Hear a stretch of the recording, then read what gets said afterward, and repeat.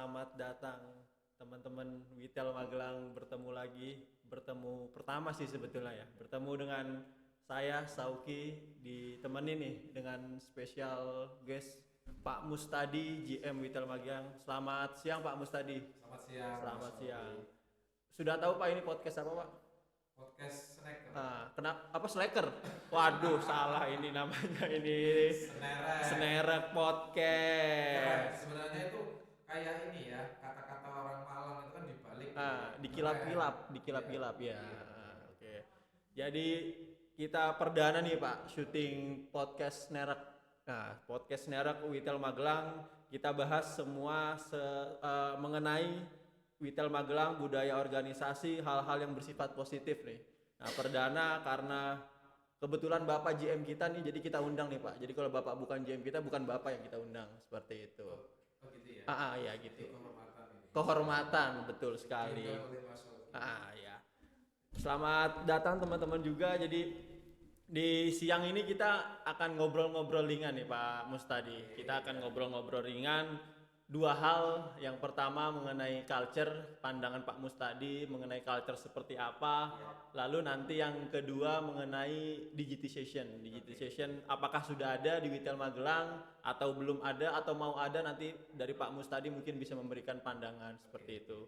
Nah sebelumnya mungkin teman-teman di Magelang kalau ada pertanyaan, kalau ada keluh kesah mungkin bisa disampaikan ya, disampaikan melalui chat.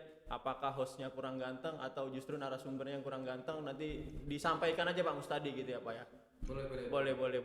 Oke. Mungkin yang pertama kita membahas dulu nih Pak mengenai culture di regional 4. Tentunya kita sudah mengenal semua mengenai keris Dikdaya.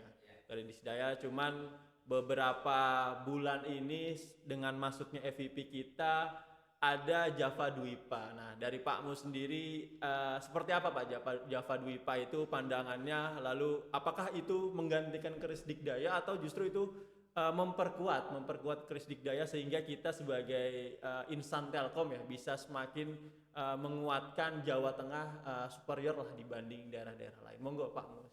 Oke, terima kasih Mas Robi. Gitu ya. Teman-teman, saya sapa dulu gitu ya. Selamat siang ke teman-teman yang ikut hadir melalui Zoom. Ini podcast perdana kita bersama gitu ya.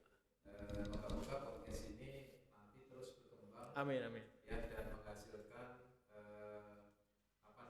kreativitas baru, terutama di digital media gitu ya. Oke, tadi Mas Robi menanyakan bagaimana sih sebenarnya positioningnya terkait dengan Java Dwipa. Betul Pak. Betul. Rekan-rekan pasti sudah sangat paham lah ya. Culture kita kemarin di era tahun 2021 ke belakang gitu ya, dengan diluncurkannya ada keris Dikdaya oleh DPP kita pada saat itu Pak Jarmiko.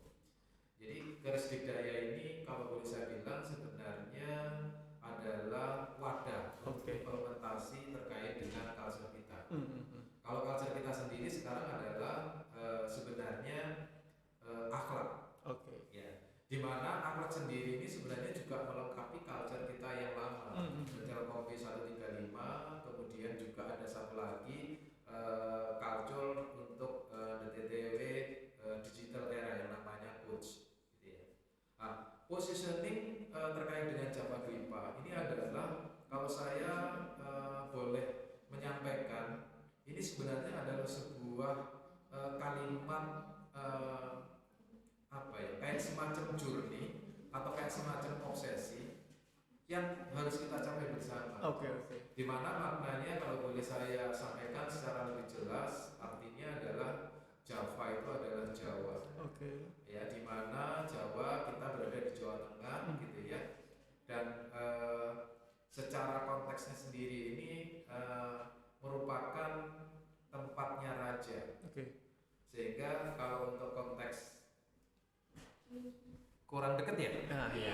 Nah, ini karena perdana ini. Iya, grogi. Ya, tapi tadi saya sama Mas Sauki nggak boleh deket-deket karena ada saringan tahu kan? Iya, ada saringan tahu. Bisa. Sudah cukup dekat? Cukup. Kurang gini. Wah, ini berarti ada tambahan waktu ya. Waduh, kayak main bola nih. Iya. Oke, saya lanjut gitu ya. Jadi Javanya sendiri adalah tadi, gitu ya. Bagaimana diharapkan kita bisa menjadi leader, Oke. ya, atau memimpin, khususnya adalah di bisnis terkait dengan telekomunikasi yang ada di Jawa Tengah. Dan caranya gimana? Caranya adalah menggunakan DWIPA. Oke. Di Apa mana tuh DWIPA tuh, DWIPA Pak? ini adalah kependekan dari Digitalization with Implementation Power of Akhlak. Oh, oke. Masih ada akhlak ya, Iya, Pak? bagaimana kita dengan menggunakan power culture kita yang baru, akhlak, itu kita bisa mendigitalisasi, ya, Iya. mendigitalisasi segala proses bisnis kita yang ada di Telkom Magelang ini atau di Telkom Regional 4, sehingga kita bisa menjadi tadi leader secara bisnis. Iya, Nah, iya. mungkin gambarannya secara sederhana seperti itu. Iya, iya. Jadi memang tujuan Java Dwipa itu agar kita unggul ya, Pak. Kita Ya, unggul. kayak semacam foto lah. Betul, betul, betul ya. Kita unggul dari sisi bisnis, juga harapannya bisa menjadi sebuah penyemangat culture ya, Pak ya, sebagai obsesi kita Iya, seperti ya, Pak. Oke. Terkait dengan akhlak sendiri nih, Pak. Terkait Iya. dengan akhlak sendiri, menurut Bapak bagaimana nih, Pak, implementasinya di Witel Magelang atau di Telkom Magelang? Apakah teman-teman nih sudah akhlak banget atau teman-teman justru tidak berakhlak nih, Pak? Kalau dari Bapak sendiri seperti apa nih, Pak, kira-kira nih, Pak? Oke, terima kasih Mas Oki gitu ya. Akhlak sendiri bagaimana sih kita mau mengimplementasikan khususnya di Witel Magelang gitu ya. Jadi ada beberapa tahapan yang harus nanti kita lakukan dalam mengimplementasi terkait dengan culture akhlak. Karena memang culture ini butuh waktu yang relatif tidak bisa singkat untuk mengimplementasikan. Nah, secara garis besar sebenarnya proses implementasi nanti kita bagi menjadi 3. Oke. Yang pertama adalah dari sisi values. Oke. Itu yang pertama adalah kita harus melakukan internalisasi. Internalisasi ini adalah suatu kegiatan bagaimana kita menanamkan terkait dengan culture itu. Iya, iya. Contoh yang paling gampang, kalau kita biasanya bangun tidurnya siang, maka harus mulai kita tanamkan bangun tidurnya adalah pagi misalnya. Atau Nah, nggak tidur? Ya. Aduh. Oh, atau nggak tidur Oh, sekali. salah ya, Pak. Itu adalah namanya proses internalisasi. Oke. Tahapan yang kedua adalah eksternalisasi. Eksternalisasi ini adalah tahapan bagaimana culture atau budaya ini dilakukan atau dijalankan oleh pegawai. Oke. Ya, jadi dalam mereka bekerja, kemudian dalam mereka berhubungan dengan internal maupun dengan eksternal. Mencerminkan keseharian ya, Pak. Betul. Dan tahapan yang ketiga adalah setelah internalisasi, eksternalisasi, kemudian yang ketiga adalah harapannya bisa menjadi habit. Oke. Nah, habit itu adalah sebuah kebiasaan. Kebiasaan ini biasanya butuh ditanamkan dalam waktu yang lama. Contoh yang paling gampang tuh gini, kalau Mas Sauki dikagetin sama orang, itu biasanya keluar kalimatnya. Wadidaw. Nah, itu adalah kata-kata yang sering dilakukan, sering diucapkan pada saat kaget. Karena kebiasaan. Iya. Nah, itu akhirnya masuk ke dalam alam bawah sadar kita, sehingga ketika kita di posisi yang dikagetkan gitu ya, itu langsung keluar. Nah, itu namanya sudah menjadi habit, sudah menjadi karakter.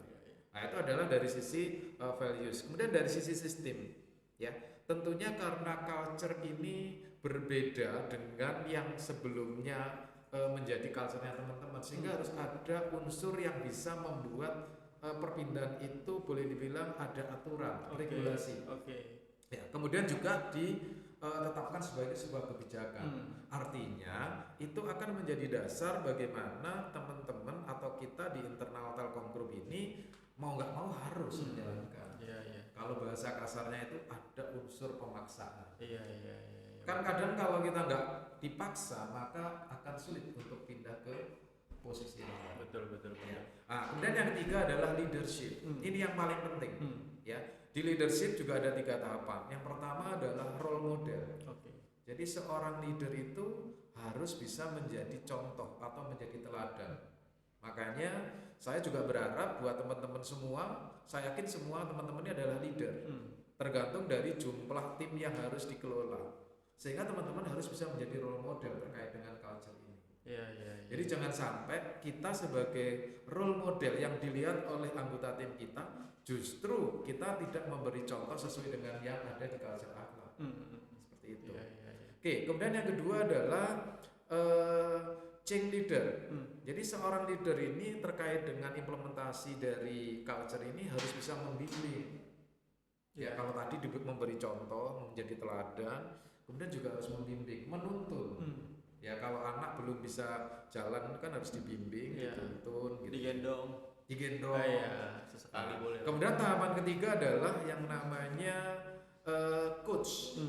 Jadi kalau seorang leader itu selain dia sebagai teladan atau contoh, kemudian yang kedua dia sebagai leading change gitu ya, atau change leader, dan yang ketiga harus coach. Coach itu adalah pelatih. Jadi harus bisa melatih. Iya. Jadi kalau anak kita belum terbiasa bangun pagi, bagaimana kita melatih dia untuk bisa bangun pagi? Nah, tahapan inilah nanti yang akan kita jalankan di Witel Magelang, dan nanti akan kita bentuk kayaknya tadi saya juga udah menandatangani gitu ya.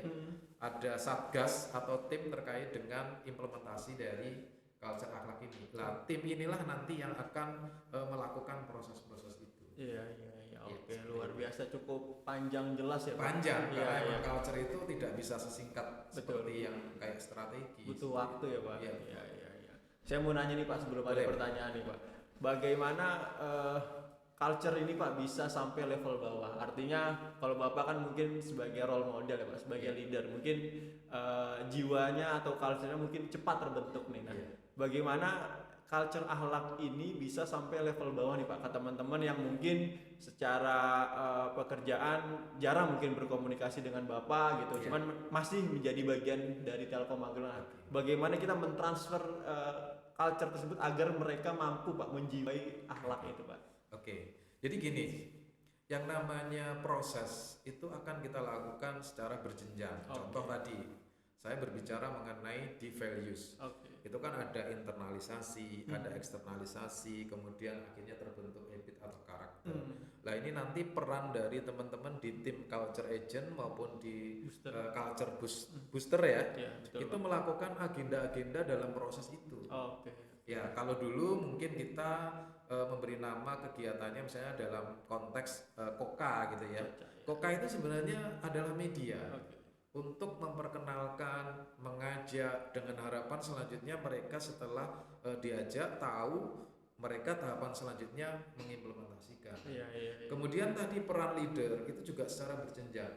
Jadi saya layer satu di bawah saya adalah para manajer, maka mereka juga harus bisa menjadi role model untuk di bawahnya lagi, terus berjenjang sampai ke titik ujung. Nah, dengan seperti itu kita yakin lah.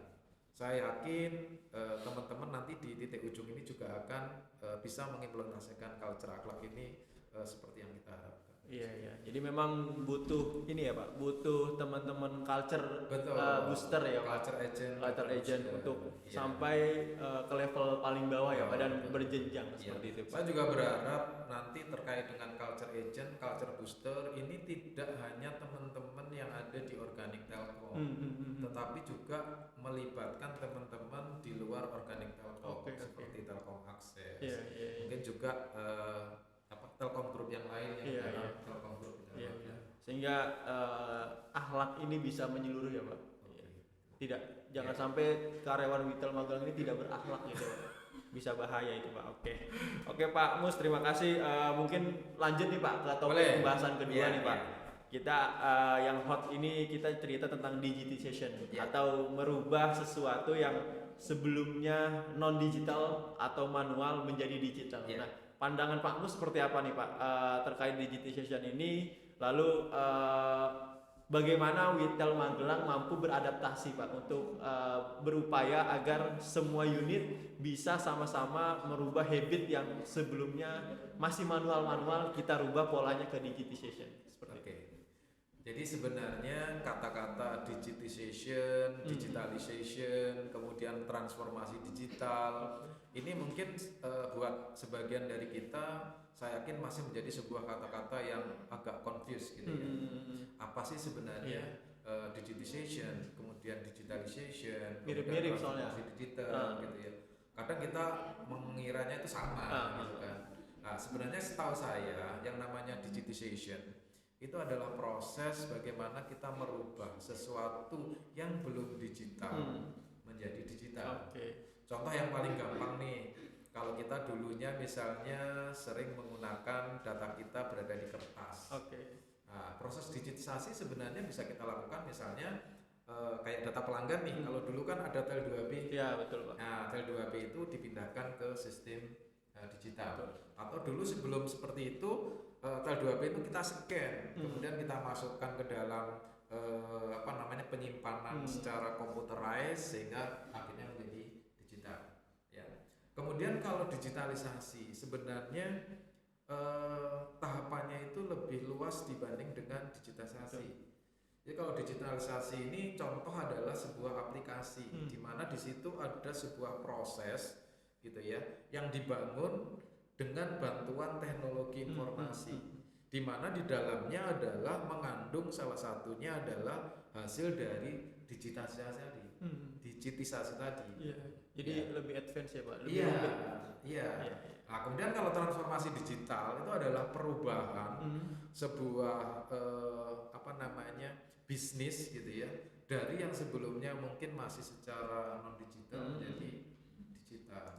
Seperti itu. Nah, itu perlu dipahami dulu teman-teman supaya teman-teman nanti nggak confuse apa itu digitization, kemudian digitalisasi dan juga transformasi digital.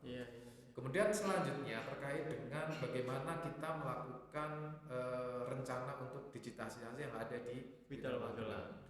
Jadi sebenarnya kalau boleh saya bilang Magelang ini tidak berangkat dari nol kalau kita mau melakukan proses digitization maupun digitalisasi, karena sebagian dari operasional kita itu sebenarnya sudah menggunakan yang namanya digitalization maupun digitalisasi gitu ya, dimana teman-teman di sini sangat appreciate banget gitu ya, khususnya teman-teman di anak mudanya ini, karena menurut saya anak muda ini adalah darahnya dari Vital Magelang gitu ya.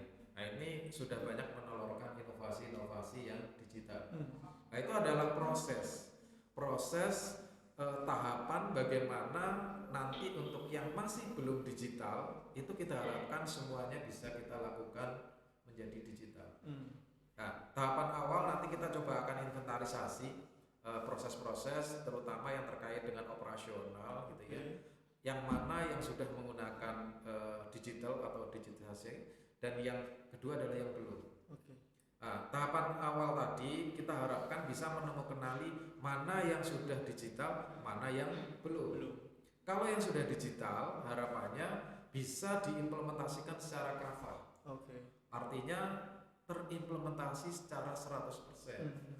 Karena saya belum yakin nih apakah yang sudah sebenarnya bisa digital teman-teman sudah melakukan secara 100%. Nah, artinya gini loh, yang sudah ada ini kita pastikan dulu benar-benar terimplementasi. Jangan sampai yang sudah ada belum kita lakukan, kita tambah mencari yang baru. Nah, harapannya adalah nanti yang ada di agenda workshop juga nanti rencana kita akan coba identifikasi sehingga nanti akan kita kenali terkait dengan yang sudah. Kemudian tahapan selanjutnya nanti kita akan lakukan checklist mana yang sudah 100%, mana yang belum. Ya, nah, berbarengan dengan itu kita nanti akan bisa mengidentifikasi mana yang belum dilakukan digitalisasi. Ya, dan itu nanti kita juga harapannya teman-teman yang darah mudanya ini bisa mengambil peran yang lebih besar untuk proses digitalisasi tadi. Saya yakin lah teman-teman di Vital Magelang ini terkait dengan inovasi, saya yakin nggak ada lah yang nggak bisa gitu ya. Saya yakin semuanya sangat-sangat bisa untuk bisa melakukan proses tahapan digitalisasi selanjutnya. Siap Pak. Nah, mungkin saya nanya lagi nih Pak, dan mirip-mirip nih pertanyaannya nih Pak. Bagaimana proses digitization ini bisa sampai level bawah sama pertanyaannya Pak? Artinya bukan hanya orang tertentu saja yang adopt terhadap digitisasi ini, tapi juga teman-teman mungkin di Telkom Akses yang memang secara jumlah cukup banyak, potensinya cukup besar, lalu teman-teman yang mungkin non organik yang juga mereka lebih paham nih terkait dengan masalah di lapangan seperti apa. Nah, bagaimana arahan Bapak nih terkait digitisasi ini agar teman-teman mau belajar merubah hal-hal yang dulunya masih manual, nyaman dengan itu kita rubah ke yang lebih baik sehingga lebih tercapture. Nah, itu seperti apa, Pak? Kemarin saya juga sempat discuss gitu ya dengan beberapa rekan-rekan gitu ya. Agenda kita pra workshop kemarin saya meminta ada 2 grup terkait dengan culture dan digitalisasi ini dipisah gitu. Ternyata dari discuss tadi akhirnya menghasilkan 1 grup saja. Kenapa gitu ya? Karena sebenarnya proses untuk digitization atau digitalisasi itu sangat inland dengan membangun culture. Ya, yang tentunya adalah harus diawali dengan membangun mindset digital. Bagaimana kita tadi sama sebenarnya sih seorang role model atau seorang leader itu harus sebagai apa. Kemudian prosesnya sebenarnya juga seperti hampir sama dengan yang namanya culture. Karena ini intinya juga sangat terkait dengan perilaku. Jadi percuma kita ini misalnya sudah disediakan sesuatu yang mungkin gitu ya, kalau dia bisa menggunakan itu akan lebih nyaman, lebih simple, lebih mudah, lebih efisien gitu ya. Tapi kadang orang itu ketika mau berubah dari kondisi yang sebelumnya, apalagi kalau sudah comfort gitu ya, itu nyaman. Memang butuh yang namanya tadi sistem tadi. Bagaimana ada regulasi dan ada kebijakan sehingga mau nggak mau dia itu harus ikut berubah, harus ikut. Nah, itu harus dilakukan teman-teman. Makanya tadi saya sampaikan, pertama nanti akan kita cek itu adalah tahapan bagaimana kita melihat seberapa jauh sih sebenarnya dari yang sudah digital ini diimplementasikan. Artinya di titik mana kita harus lebih menguatkan. Apakah perlu yang tadi lebih dikuatkan untuk proses yang di sistem, atau masih tahapan diinternalisasi. Nah, itu harapannya nanti inline dengan pemetaan hasil dari teman-teman tadi. Nah, seperti itu. Dan caranya juga hampir sama, sebenarnya berjenjang. Saya yakin kalau saya sebagai orang nomor 1 di Magelang, saya mewajibkan semuanya manajer itu menggunakan proses itu, dan saya kawal implementasinya. Saya yakin pasti manajer semua akan menggunakan itu. Begitupun kalau para manajer berlaku terhadap asmannya, asmannya kemudian turun ke officernya atau timnya, sama juga di TA, itu saya yakin. Kuncinya adalah tadi, kita sebagai leader benar-benar melakukan pengawalan. Yang sering terjadi itu kan kita menyampaikan yakin bahwa itu sudah diimplementasikan, padahal nggak tahu, padahal belum tentu. Karena di bahasa komunikasi yang saya tahu, sekali menyampaikan itu hanya 12,5% yang bisa diterima. Sisanya kemana tuh, Pak? Sisanya ya menguap. Iya. Nah, makanya peran dari seorang leader itu dalam hal ini adalah memastikan. Jadi benar-benar sudah dijalankan atau belum. Berarti sangat penting ya Pak peran seorang leaders itu. Baik leaders nomor 1, leaders nomor 2 sampai ke ujungnya. Oke, terkait digitization ini sudah cukup lengkap dibahas sama Pak Mus. Mungkin kita lanjut ya ke babak pertanyaan nih Pak. Mungkin teman-teman Magelang ada mau bertanya 1, 2, 3, 4, 5 kata kalimat. Nah, mungkin nanti Pak Mus bisa jawab, bisa menyampaikan nih Pak seperti itu. Kalau saya bisa jawab, saya ditransfer link aja ya. Boleh Pak, nanti transfer ke diri sendiri Pak kalau bisa Pak. Oke, silakan kalau ada yang tanya. Oke, mungkin teman-teman kalau sudah ada pertanyaan mengenai digitization atau mengenai akhlak nih, bisa langsung sharing, bisa langsung ditanyakan melalui chat langsung nih ke Pak Mus seperti itu. Nah, mungkin sambil menunggu pertanyaan nih Pak, dengan hadirnya podcast perdana ini Pak, apa nih Pak pandangannya nih? Apakah ini bisa menjadi bahan untuk kita ke eksternal untuk bisa menjual Telkom Magelang, atau seperti apa Pak dengan podcast ini Pak? Telkomnya jangan dijual. Oh iya, yang kita kerja itu produk. Iya benar. Kita kerja di mana ya Pak Telkom dijual Pak? Iya benar. Produk kayak gimana nih Pak kalau? Iya. Oke, jadi harapan saya sih dengan adanya podcast ini terutama nih lihat persiapan terkait dengan podcast ini luar biasa teman-teman, terima kasih khususnya yang sudah menyiapkan gitu ya. Harapan saya adalah podcast ini nanti bisa menjadi sarana ya secara internal atau untuk kepentingan internal maupun untuk eksternal. Jadi kalau sekarang ini kan terutama menghadapi anak-anak muda kayak Mas Sauki dan teman-teman ini, menurut saya gaya komunikasinya harus berbeda, harus berubah. Kita harus mengikuti teman-teman gitu ya. Dan teman-teman ini kan gayanya sekarang ya modelnya podcast, TikTok, kemudian apalah yang sifatnya adalah kekinian. Nah, ini merupakan sarana, harapannya adalah bisa menjadi bagian salah satu untuk media komunikasi, kemudian juga media menyampaikan sesuatu ke teman-teman dengan cara yang lebih bisa diterima. Itu secara internal ya. Nah, secara eksternal mungkin hampir sama, tetapi karena segmennya eksternal, harapannya adalah ini juga bisa menjadi corong gitu ya, buat Witel Magelang untuk menyampaikan ke eksternal. Atau mungkin juga kita bisa menerima hal-hal informasi dari eksternal melalui podcast ini. Saya berharap sih kedepannya nanti untuk yang eksternal kita bisa mengundang dari eksternal, mungkin bisa dari customer, mungkin bisa dari brand ambassador, mungkin bisa dari government gitu ya, sehingga itu bisa menyampaikan secara bahasa mereka menjadi perwakilan untuk Witel Magelang menyampaikan ke eksternal. Jadi kalau eksternal ini, kalau yang menyampaikan juga dari eksternal itu biasanya lebih mudah diterima.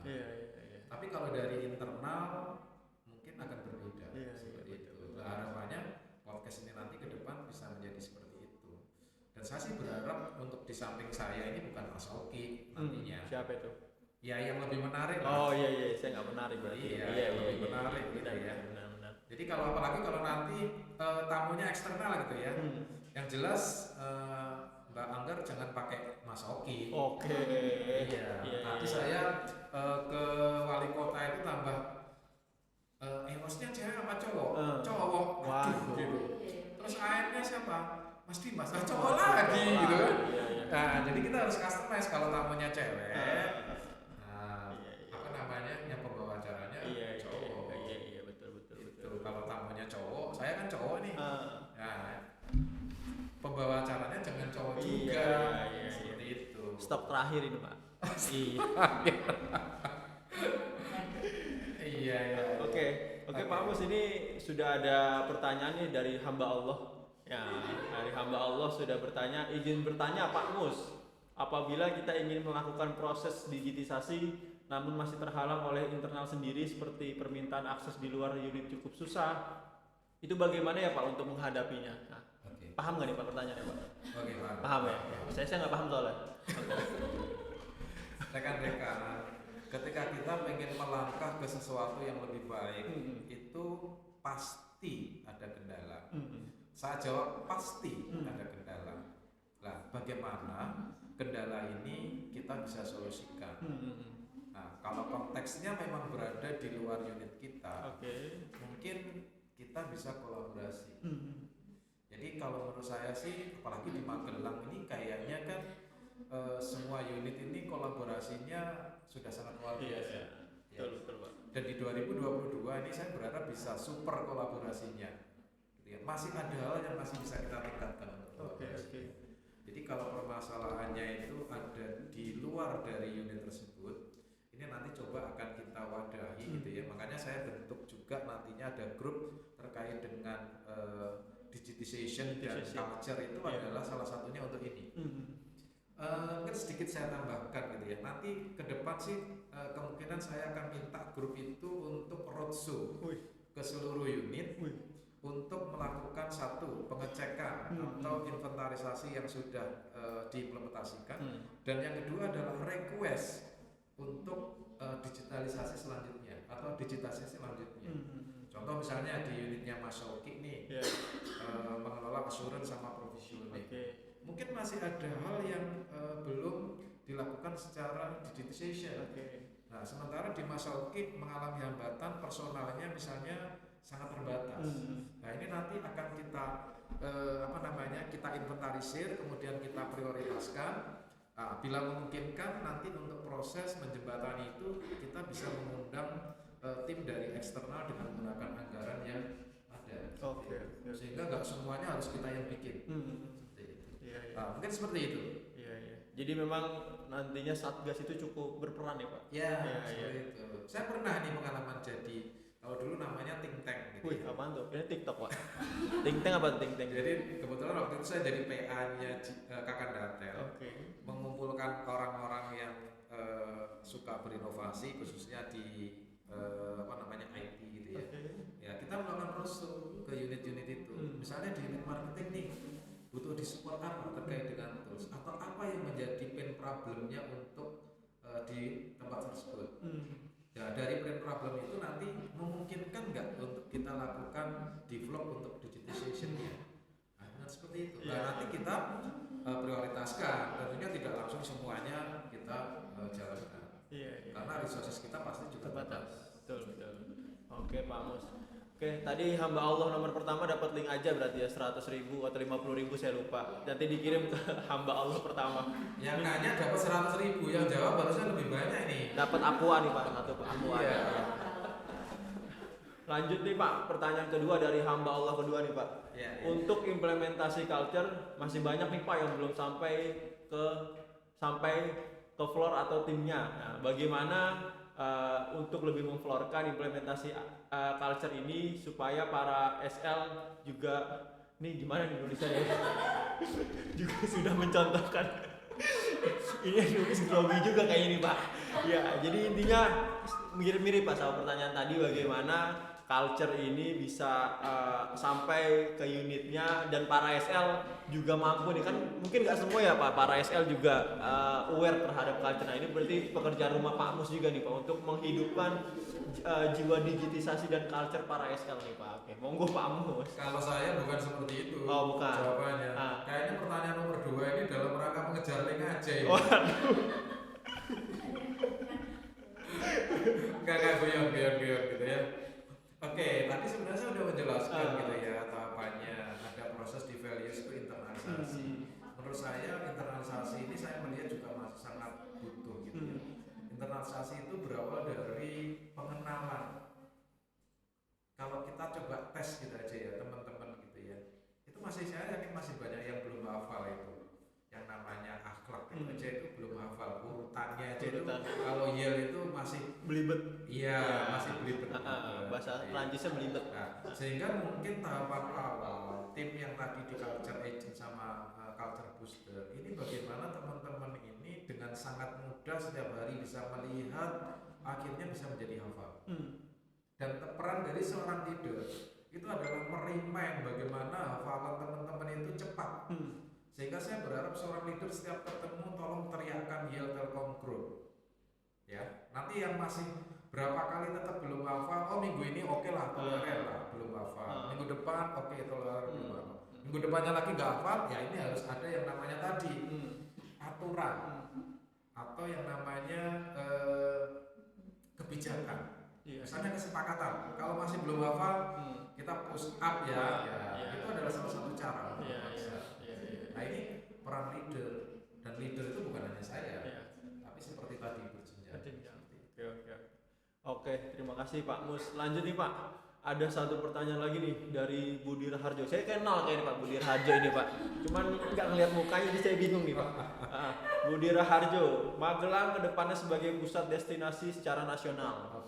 Pertanyaannya, bagaimana Telkom mensupport hal tersebut sementara secara budget Telkom belum bisa secara 100% memenuhi kebutuhan pelanggan permintaan Indiom atau produk Telkom lainnya. Wah, ini yang nanya ini kayaknya usianya sudah uzur nih Pak. Jadi secara pengalaman sudah cukup banyak nih Pak. Saya mengira-ngira seperti itu nih Pak.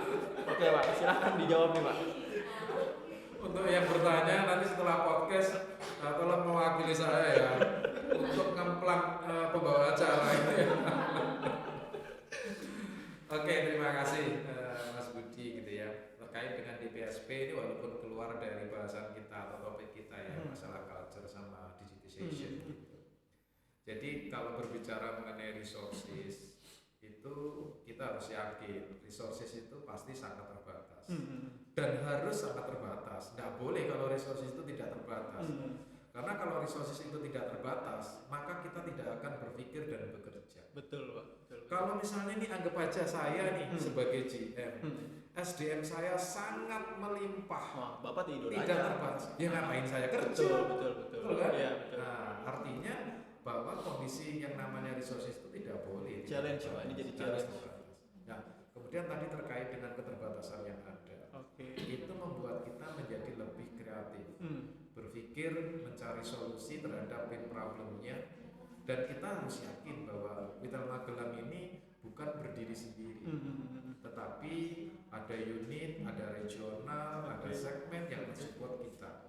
Nah, peran kita adalah yang jelas menurut saya, kalau bisa kita benar-benar bisa meyakinkan terkait dengan apa yang kita harapkan bisa diimplementasikan dari program DPSP itu, sehingga ketika kita bisa meyakinkan, otomatis keterbatasan resources yang tadi gitu ya, yang kita belum butuh support dari unit lain atau dari regional atau mungkin dari segmen, itu saya yakin pasti mereka akan memenuhi. Kayak ya kalau kita sama lah, misalnya gak usah masalah DPSP, masalah misalnya STTF, kalau memang ternyata kita bisa menunjukkan bahwa market yang akan kita grab ini benar-benar potensi itu saya yakin pasti akan ada solusi terkait dengan support. Jadi teman-teman menurut saya nggak perlu worry gitu ya. Kita tunjukkan dulu dengan resources yang terbatas kita, kemudian kita maksimalisasi, kemudian juga dengan kreativitas kita berbuat lebih sehingga secara prinsip kita bisa meyakinkan terhadap unit di luar Witel Magelang ini bahwa apa yang kita planningkan, apa yang kita harapkan itu bisa meyakinkan mereka sehingga mereka berkenan untuk mensupport. Iya. Berarti saya sangat yakin. Intinya memang keterbatasan itu menjadi challenge buat betul, kita, dan betul. Kita mungkin harus ada kolaborasi ya Pak, kolaborasi dengan teman-teman regional, dengan teman-teman segmen, karena kalau Magelang yang menjadi tumpuan sendiri juga akan berat seperti itu ya Pak. Oke. Jadi rekan-rekan saya tambahkan, ketika bekerja itu kita jangan fokus pada yang namanya masalah, tapi fokuslah mencari solusi. Masalah mungkin cukup sebentar untuk kita kenali, untuk kita evaluasi, untuk kita tentukan priority untuk solusinya. Tapi setelah itu resources atau yang ada di kita itu lebih bagaimana mencari solusi. Nah makanya kemarin saya juga meminta dibentuk tim, mungkin juga nggak tahu Mas Ogi ikut atau enggak gitu ya. Itu kalau bisa kita membuat sebuah grand planningnya gitu ya, bagaimana kontribusi yang bisa kita berikan untuk program DPSP ini. Harapannya ketika planning kita ini bagus, kemudian bisa meyakinkan gitu ya. Nah itu harapannya tadi, support yang kita harapkan itu akan diberikan. Iya, oke. Terima kasih nih buat Pak Budi Raharjo nih untuk pertanyaannya sudah dijawab secara lengkap ya, mudah-mudahan oleh Pak Mus. Nanti kita kirim link aja 200.000 lah kalau untuk Pak Budi Raharjo. Teman saya ini Pak Kaisal Pak. Iya. Jadi kalau Mas Budi 200, saya 400. Waduh. Oke, siap. Ini ada yang nanya lagi Pak, saya dapat hadiah nggak? Itu tentu nggak dapat hadiah. Silakan langsung diblok aja itu yang tadi tuh. Oke, ini mungkin pertanyaan terakhir ya Pak sebelum kita menutup sesi podcast perdana ini dari Java Dwipa. Wah, dari Pak Arut ya kayak ini Pak. Waduh, Java Dwipa nih Pak. Berarti saya harus posisi siap. Waduh, posisi siap saya juga ada kalau gitu. Izin bertanya Pak, selama ini inovasi hanya milik sekelompok orang seperti teman-teman milenial, dan di luar milenial masih banyak nih Pak yang belum memunculkan inovasi, padahal secara masa kerja jauh lebih lama di Telkom. Nah, apakah kegiatan operasional yang dilakukan selama ini membuat mereka nyaman dan terjebak di proses yang itu saja, atau seperti apa Pak? Nah ini mungkin yang menjadi tantangan kita ya Pak. Artinya teman-teman milenial, teman-teman muda gitu Pak yang punya semangat harusnya juga didukung nih Pak oleh para senior kita nih Pak untuk menjalankan proses digitisasi secara menyeluruh seperti itu Pak. Monggo Pak. Oke, terima kasih. teman-teman kalau menurut saya tidak seperti itu gitu ya. Hmm. Jadi konteks dari inovator yang mungkin sekarang lebih didominasi sama teman-teman di milenial ini sebenarnya bukan berarti teman-teman yang di luar itu tidak berinovasi. Oke, oke. Saya yakin teman-teman milenial ini mereka lebih banyak merealisasikan dari hal-hal yang mungkin sebenarnya juga ada campur tangan dari improvement atau inovasi teman-teman semua. Oke. Seperti itu gitu ya. Jadi kalau yang namanya inovasi ini sebenarnya kalau saya boleh bilang bukan hanya yang tertulis kemudian yang dilombakan, bukan. Jadi inovasi itu sebenarnya lebih identik dengan improvement kalau menurut saya. Jadi sekecil apapun improvement itu sebenarnya adalah sebuah inovasi. Jadi nggak selalu yang sifatnya digital ya Pak ya? Iya, tidak selalu harus yang digital. Yang digital itu sebenarnya hanya sebagian saja dari inovasi yang ada gitu ya. Kebetulan mungkin kalau teman-teman di luar milenial ini kan kalau boleh saya bilang kemampuan untuk merealisasikan menjadi sebuah inovasi yang digital ini relatif teman-teman yang muda ini yang lebih kompeten gitu ya. Nah ini teman-teman di luar itu sebenarnya bisa memberikan sebuah tadi inspirasinya, menyampaikan problemnya, dan itu juga bisa terlibat di dalam anggota inovatornya. Seperti itu. Jadi tadi kegiatan kita yang rencana misalnya akan dilakukan roadshow itu juga sebenarnya sangat memungkinkan untuk teman-teman di luar yang anak-anak muda ini untuk menyampaikan inovasinya. Sehingga nanti inovasi itu bisa direalisasikan akan lebih bagus kalau dalam konteks digital gitu ya. Dan teman-teman mungkin juga bisa masuk menjadi bagian itu. Contoh kemarin yang di ILHD itu juga ada Mas Bulog. Nah, padahal udah usianya sudah matang ya. Mas Bulog itu kan angkatan saya kan. Oh, seusia Pak. Iya, bukan angkatan untuk milenial. Iya, betul. Seperti itu teman-teman. Jadi intinya teman-teman untuk yang bukan milenial jangan berkecil hati. Kemudian tapi ada benarnya juga tadi yang disampaikan, tolong berhati-hati dengan area konvensional. Seperti itu. Karena ketika kita sudah terjebak di situ, kita nyaman, kita ke arah rutinitas setiap hari, maka siap-siap kita akan tertinggal oleh yang lain. Ya. Nah, makanya kegiatan kemarin Aksara itu sebenarnya juga salah satu menurut saya suatu kegiatan yang sangat positif sehingga teman-teman itu bisa mengupgrade knowledge-nya mungkin apapun bentuknya, apapun temanya gitu ya. Dari kita yang mungkin kadang sudah masuk ke area comfort zone dan di area yang selalu melakukan rutinitas.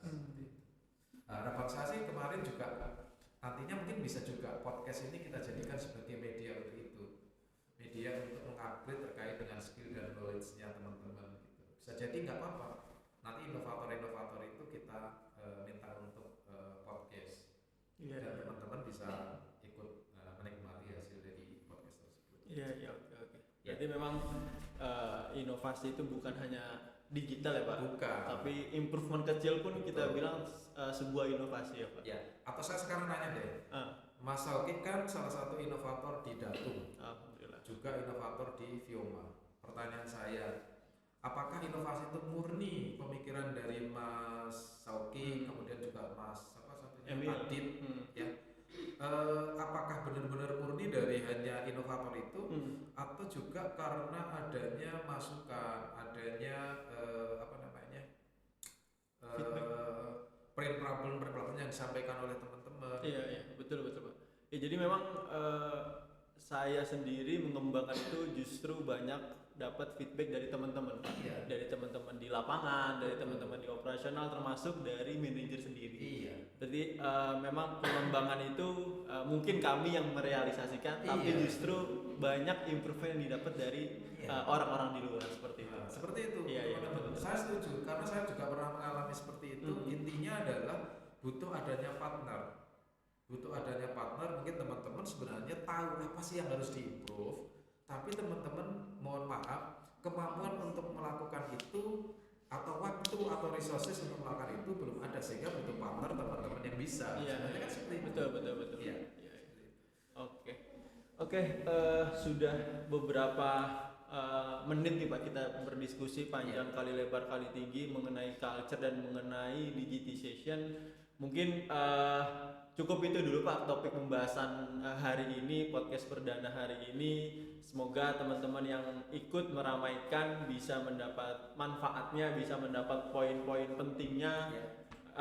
Dan yang masih mau nanya nih, sudah tidak kami persilahkan ya, jadi sudah terlambat, jadi jangan nanya lagi kalau bisa, waktunya sudah habis. Nanti silahkan nanya di podcast selanjutnya, rencananya 2 minggu lagi ya, 2 minggu lagi kita akan hadir kembali, bukan dengan saya, belum tentu dengan Pak Mus gitu kan, mungkin dengan hadir dengan speaker-speaker lain, dengan podcaster lain. Jadi teman-teman silahkan luangkan waktunya, dan kalau mau yang berkolaborasi podcast dengan kita juga monggo ya Pak, teman-teman operasional monggo silakan menyampaikan. Jadi cukup sekian dari kami di podcast perdana hari ini. Terima kasih untuk waktunya. Kalau ada salah kata, kalau ada bercandaan yang salah mohon dimaafkan. Izin pamit dari kami. Assalamualaikum warahmatullahi wabarakatuh. Waalaikumsalam.